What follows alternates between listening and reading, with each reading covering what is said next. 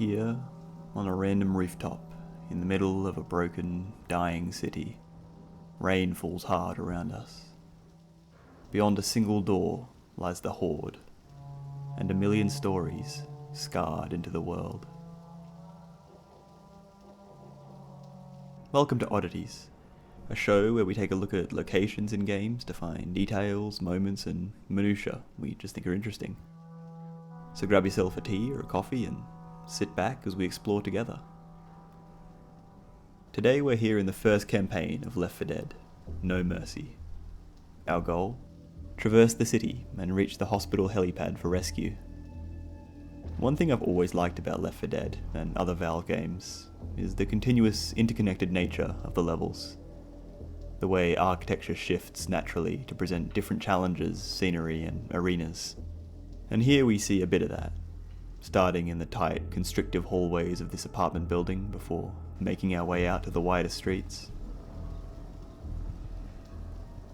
Here on the rooftop, we can find our giant SOS sign. Not particularly functional, this deep within the maze of the city. There's paint sitting here that was used to craft the sign. Nearby, a skylight. Peering down into the dark gives us no indication of what lies below. A mass of infected, or simply an empty room. In the buildings around us, we can see intermittent lights beaming from windows. I wonder if there are survivors hunkered down there, or someone simply forgot to turn off their light.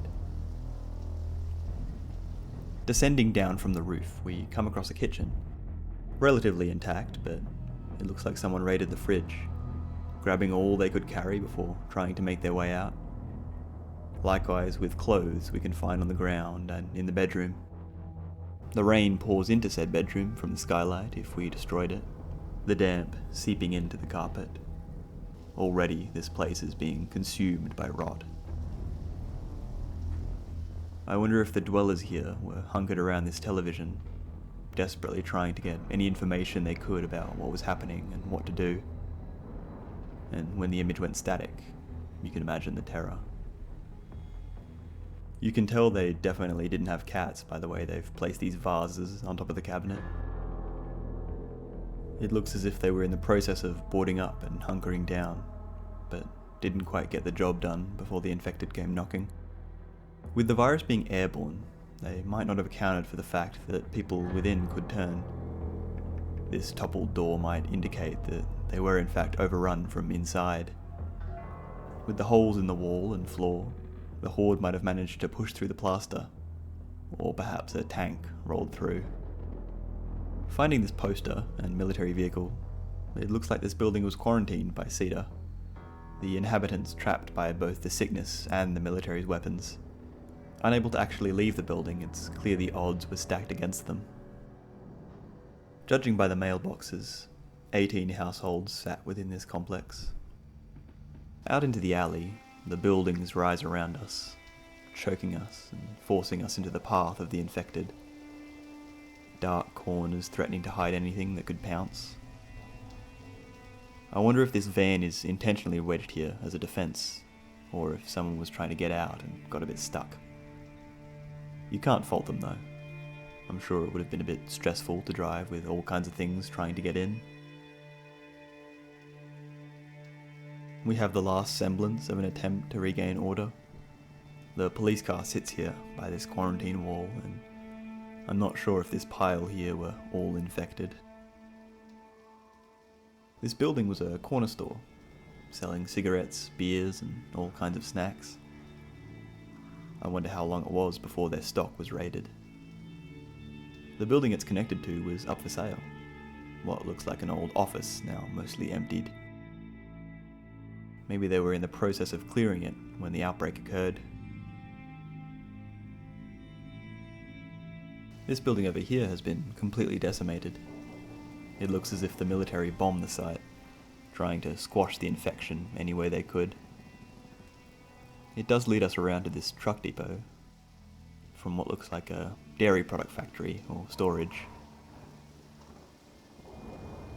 This manhole here is steaming, or maybe smoking. It could just be pipes, or maybe a reveal that the city burns beneath us as well. We can descend to investigate this further, but as we come down into the subway, we can find these cars. I wonder how they got here. Did they just send it down the stairs? Or maybe they were pushed to plug a hole through which the infected were pouring. I'm sure everyone stuck in the tight metal tubes of the trains didn't fare so well, creating something of a hotspot for infected presence. And here, within the station, we can enter from a hole that looks like it was blasted through a loading dock. The foundations have crumbled, revealing jagged rebars that threaten to snag us as we drop. The turnstiles into the platforms are observed by 2 clerical stands, probably offering information on timetables or elaborating on regulations. There's a derailed train on this platform. It might have run over some rubble that had fallen on the tracks, or maybe come across the massive bodies of the horde that forced it to crash. I wonder if this connecting door fell off in the crash, or if it was pushed away by something trapped inside. Here we can find this tunnel bathed in red light from this carriage, illuminating years' worth of graffiti that decorates the walls, turning it into a gallery of rebellion. Hundreds of the city's artists crawling down here when the trains weren't running to leave their mark. Now a part of human history, just as much as the works that hang in museums. I wonder if the steam coming from these pipes is the same we observed from the manhole, or if it was indeed the smoke coming from the many fires we find dotted about the tunnel. This place looks like another platform, but it might be service access. As running up the stairs here, we find ourselves within the bowels of the train line. Great concrete pillars holding up the city above. And atop, the great turbines that might power portions of the train line, keeping the wires activated as the trains traverse the city. Of course, I'm no electrician, so they may very well be something else. These miniguns probably weren't used by the general public. Unless someone who worked here had a wild collection of firearms, maybe the military ran an operation down here. Perhaps trying to clear the tunnels or defend these turbines from the infected. In this office nearby, it looks like this might have been a switchboard or rail control centre, aiding in either the electrical supply for the train line or observing and controlling the trains themselves. Interestingly, there's a weapons locker here. Perhaps this building had security problems with regular break-ins, or held sensitive information of some kind. Back out into the streets, we find more quarantine fences. The military and police were clearly funneling infected and potential infected as well as they could. But it seems the tunnels beneath were something of an Achilles heel, allowing them to pop up all over the city, bypassing any form of wall or defense. Allegedly, the outbreak started at the hospital itself, so it must have primarily spread through the stations in and around the area. This pawn shop is still lit, and has floodlights hooked up to the roof. Perhaps the owners were the charitable sort, offering a safe room for survivors to escape to. They clearly have weapons. Maybe they thought they'd find some safety in numbers. I love the way the hospital looms over this next segment. Its ironic name always in view as we fight our way towards it. Skybox framing is not something I've often seen talked about, but there's a very particular way we're meant to catch glimpses of our intended destination, building up an anticipation as we get closer and closer, its dizzying height becoming more apparent. Maybe a million questions running through our heads of what we'll find when we enter those doors. Entering the shipping warehouse, we find ourselves in this wide space. Rays of moonlight pouring between the rafters. Horror found in the transformation of this ordinary place. The depot looks well organised, and here we can see some shipping manifests, some still waiting to be completed. I don't think anyone will be getting around to that. Descending through the building, we come to this hall filled with tanks. Perhaps the shipping company had their own fuel pumps to keep their fleet of trucks running, or maybe they assisted in transporting fuel, and this is where they stored it between locations, pumped from stations above.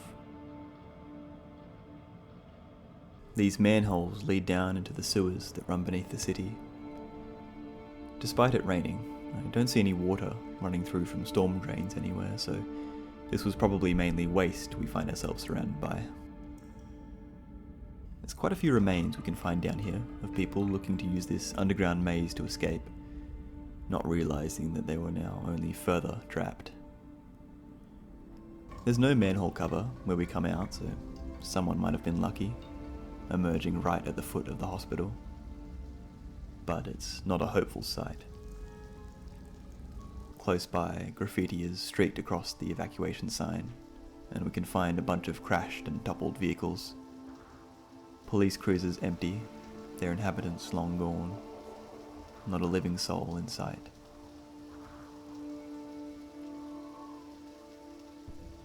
Most of the remains we find are stacked up at natural choke points.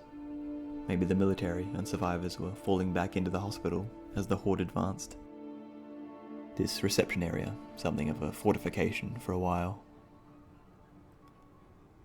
And here we are, the hospital itself.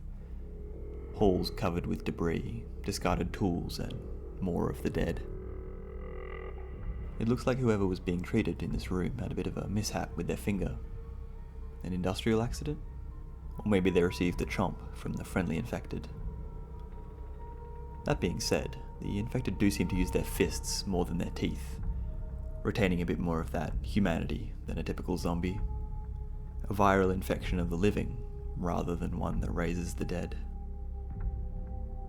I love how the hallway lights are off, the only illumination coming from each doorway as we pass, decreasing visibility but also enticing us to ask questions about what occurred within every room.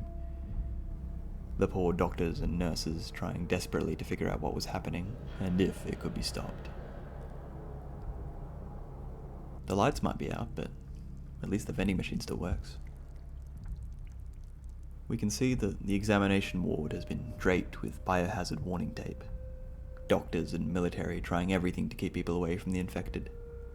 And indeed it might prevent someone from getting too close, but I don't think it will do too much to stop the rabid infected when it sees its prey. Up the elevator, I've always found it interesting that this section of the hospital still seems under construction or renovation. There's all kinds of building supplies, wire looms, concrete and wooden frames. I wonder how long it took the construction workers to realize what exactly was happening below them. Hopefully, they managed to get evacuated. Climbing the final ascent, we come to this shaft that allows us to access the roof. It looks like the construction workers were in the middle of installing the elevator doors. Peering over gives that sense of vertigo. Hundreds of meters down into the terrifying dark. The infection waiting in the depths below. And here we are, at our place of salvation. The helipad has seen better days. Perhaps it was accidentally struck with some munitions, or a helicopter landed on it a bit too hard. Either way, we manage our daring rescue and fly off into the moonlight. The zombies behind us. No way anything else will go wrong. Thanks for watching. It's fun to take a look at another series that has so much love poured into its design. The way the environment itself guides the player is awesome, and it was interesting to take a look around without the threat of the infected at every turn. As always, if there's any games, details, or moments you'd like us to take a look at, let us know in the comments. Subscribe for more oddities, and we'll see you in the next one. Cheers.